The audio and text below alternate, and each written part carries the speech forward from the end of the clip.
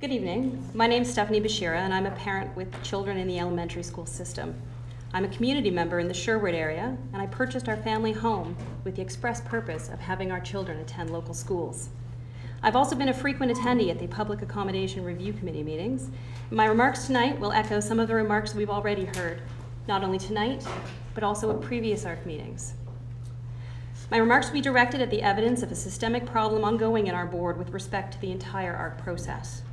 I would ask that you listen and that you consider the following. Many of us are not here attempting to save one school at the expense of another. We're not here to create discord in the South ARC community.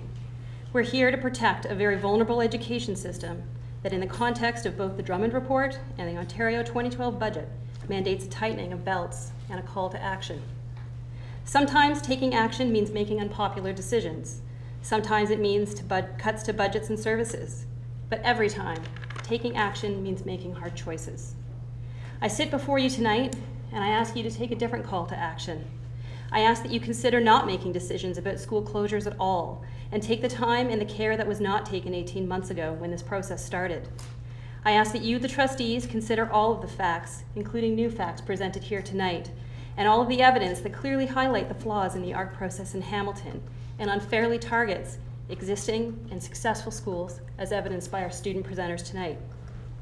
I ask that you consider holding on closure decisions until the full impact of the transformational budgets and Drummond reports become translated into legislation and policy. To do anything more than stay the course at this time would be inappropriate at best.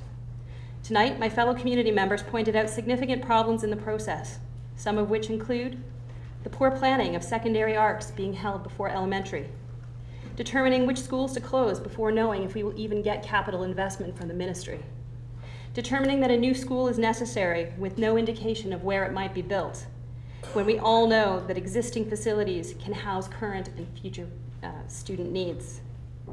We're not addressing why any of our schools have portables while others sit under capacity. The board is ignoring, as my colleagues have said, their own 10-year enrollment projections, which clearly indicate that Sherwood will have the highest enrollment, second only to Westmount. My colleague recently just presented some pretty compelling facts about recap data and the need for a closer look at that information. This information marries nicely with the ministry's own mandated answer of just getting rid of that process, trying to find a new process, and asking that closure decisions not be based solely on a computer process that enters repairs more than once, but rather be accompanied by on-the-ground data. I've yet to see any evidence other than that taken on by community members. I would ask why decisions are being made arbitrarily and seemingly without any recourse or any follow-up to the community. Time and time again, community members have come to public meetings with petitions, with questions, and none of these have been answered to our satisfaction. Why is there an alarming trend of schools being underfunded while others are given more money? I think some of us heard new information tonight with Ms. Davis's report of a considerable amount of money being invested in Westmount. Is this at the expense of other schools? Why are the terms of references different for each ARC? Why is public input not being accepted?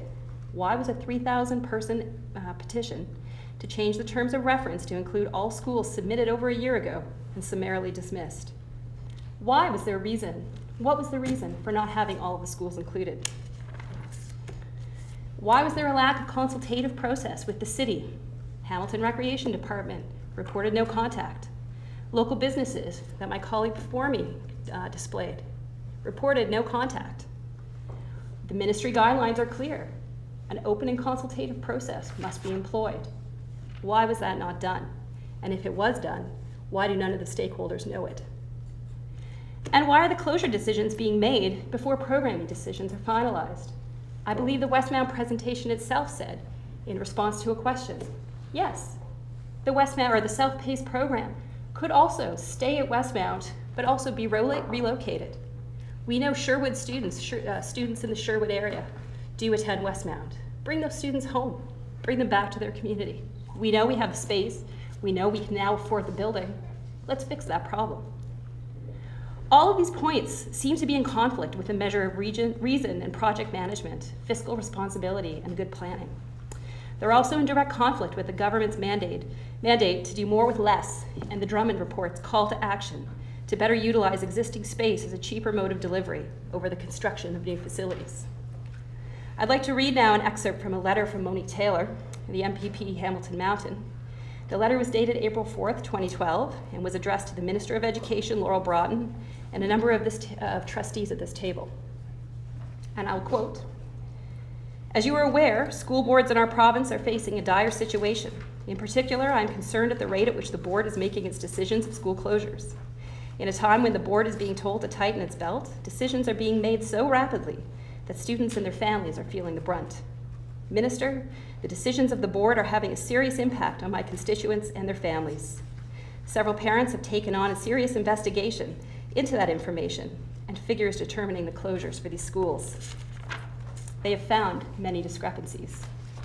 It is for this reason that I am requesting that before any further steps are taken by the board, that a neutral third-party fact finder be appointed to identify information used by the board in its decision-making, identify the information shared to the community and how it was shared, identify information presented to the public or by the public to the board, review the information used by the board regarding costs and growth projections, and determine whether the current plan for closing the proposed schools is indeed in the best interest of the community and the taxpayer." An earlier version of that letter is available in your correspondence package tonight, and I'm happy to make the April 4th version available via email tomorrow. I'd like to remind everyone why we never should have gone down this road with such a flawed process, a process which should have ended or at least been amended to include all schools, including Saltfleet and Westmount. I agree when Ms. Davis spoke earlier that it was unfair that Westmount was not invited to the table to state its case. I agree. I agree with many of my colleagues that this 3,000 name petition was summarily dismissed by this board, the same board who values openness and transparency of process. We hope that the majority of trustees will support the case to keep Sherwood open. But if the majority cannot find a way to keep Sherwood open in light of everything we've challenged you, we would request that the trustees table and not make any closures or decisions and set aside any decision for this time being. There'll be a lot of information, legislation, and policy coming out of Queen's Park in light of the Drummond Report and the recent budget. Also, I think there was a lot of new information shared with everyone here tonight. It would be highly ineffective and inappropriate to use taxpayer monies to base decisions on the state of Ontario education and budget in a pre-Drummond era. We would also ask that if you cannot save Sherwood, that you restart the South Arc Secondary School review to include all schools and accurately assess all data. We support Monique Taylor's call for a third-party fact finder into the process here in Hamilton. There'll be much to learn about this less than transparent and accurate fact-finding process. Recently, Trustee Todd White put forward a notice of motion to suspend or take no action in the elementary school review. I request that that also be extended to include the secondary review. To quote Mr. White in the Hamilton Mountain News, his motion is not an initiative to reprioritize anything. It's just simply to take a step back and realize our thinking is out of date and start the process fresh. If the board staff and trustees won't listen to the Ministry of Education with respect to the appropriate decision-making process, if you continue to ignore public outcry regarding flawed data, flawed process, and flawed decision-making, and if you continue to downplay the value of community-based student learning, if you continue to attach the value of a school building to incorrect data, then we have a bigger problem than we realize. This is your opportunity as trustees, as elected officials put into office to stand up for education in Hamilton, to now stand up and say, we stand up for the schools of the South Arc. We want to make decisions that will benefit all of our constituents. Keep Sherwood open and realize that your thinking is out of date. Start the process fresh.